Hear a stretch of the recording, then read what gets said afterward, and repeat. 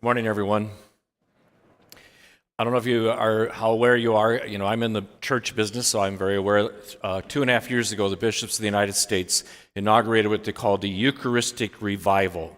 And so we're in the third year, and the focus in the third year is at the parish level. So I thought Father Hughes had a great idea that we perhaps do a little teaching about the Mass.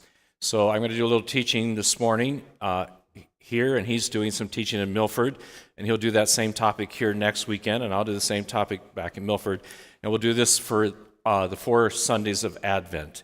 To kind of, hopefully that will help all of us, including me, to get more deeply into the Mass, and because it's the great gift that God has given us.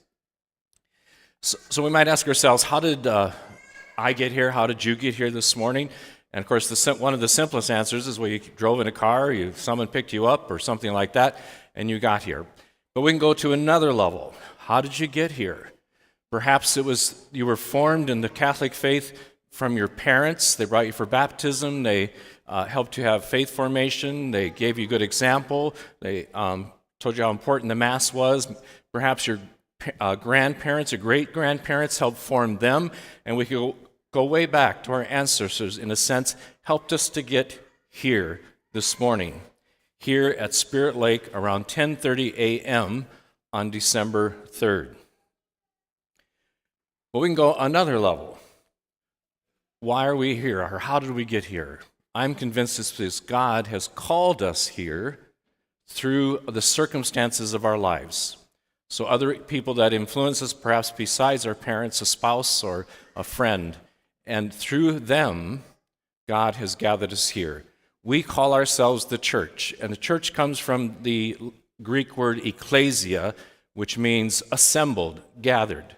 So God has gathered us together. He's assembled us together.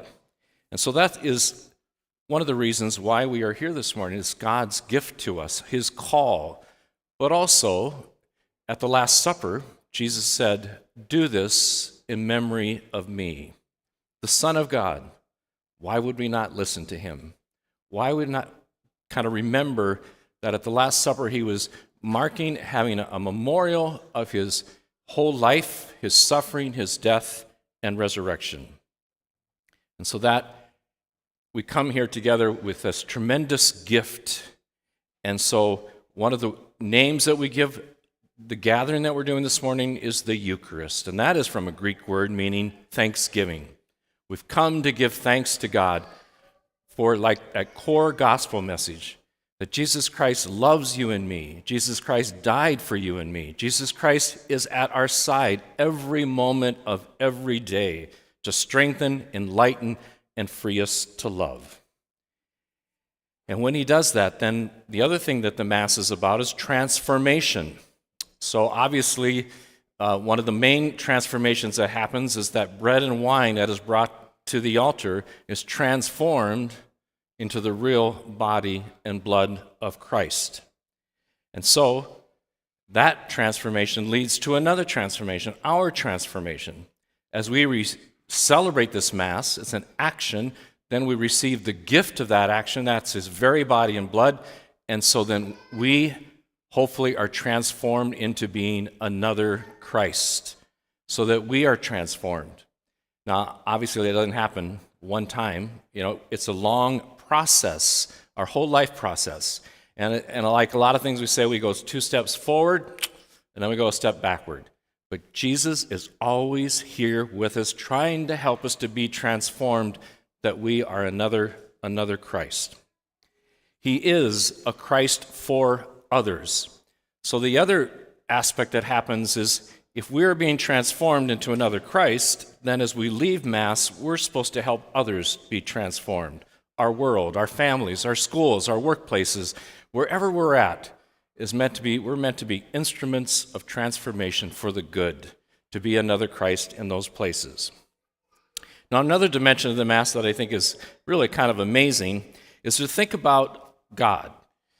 God is eternal, and is in that eternal realm where there is no sense of keeping time, dates, months, or place. It's eternal. But This God of the universe, 2,000 years ago, stepped into our time, stepped into our place, the earth, in his son Jesus, who was on this earth for 33 years. And so that is amazing, because he, again, loves us, he wants to save us, help us to be happy. He is here to redeem us. And so what happens at Mass is that same thing happens. We are here again in Spirit Lake about 10:30 in the morning on December 3rd, and God is entering into our time and place. And isn't that something? Really, when you think about it, God, again, is coming to earth in a very special way here at this altar of word and sacrament. That death and resurrection, his life, death, and resurrection, that same one from 2,000 years ago is made present here. And that's what saves us. That's what transforms us. And so that's why we're here, and that's another wonderful aspect. I like to think about the Mass perhaps as, it's part of our whole reality, but here it's particularly powerful, is that in a sense we have one foot here on earth, but we also have one foot in heaven already. Because right now, if we're in relationship with Christ, that's heaven. So we already have our foot in heaven, and it's strengthened here at this Mass. So the Mass then, to remind us, again, why we're here, special things that God is doing for us, the Mass is an action. The Church has asked all of us to have full, conscious, active participation when we celebrate Mass. So we are the body of Christ. And so when we're gathered here, hopefully we realize this is a community event, a communitarian action. And then I represent Christ the head when we're celebrating Mass.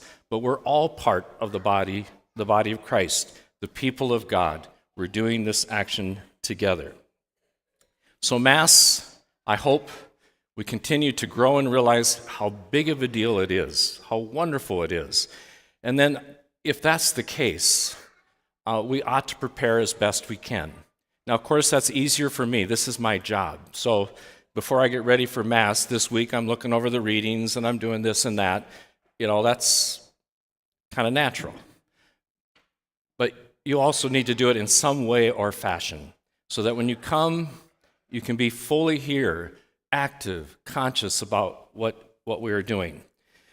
So just some of you might have better ideas than I. I think if you have a resource like the monthly Magnificat or Give Us This Day that has the readings, look ahead for the Sunday readings, kind of think about them, prepare, look at the prayers for the Mass, and perhaps like with little Advent booklets from Magnificat, just when you're reflecting day by day, kind of look ahead to the Mass. What a part of your life do you want to bring?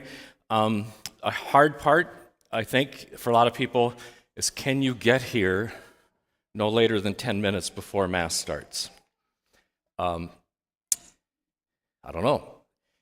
But I think we all need time to kind of, we're bringing our life here, and we don't want to dismiss that from being here, but somehow to acknowledge it, what's going on in this week, but then as we enter in Mass, kind of let it go and give it to God. And we need a little time for that, to kind of relax. Then again, to be practical, for those of you who have kids, little kids especially, that is particularly hard, because then you're extending the amount of time that you're here in church, which makes it probably harder for you. And so I understand that.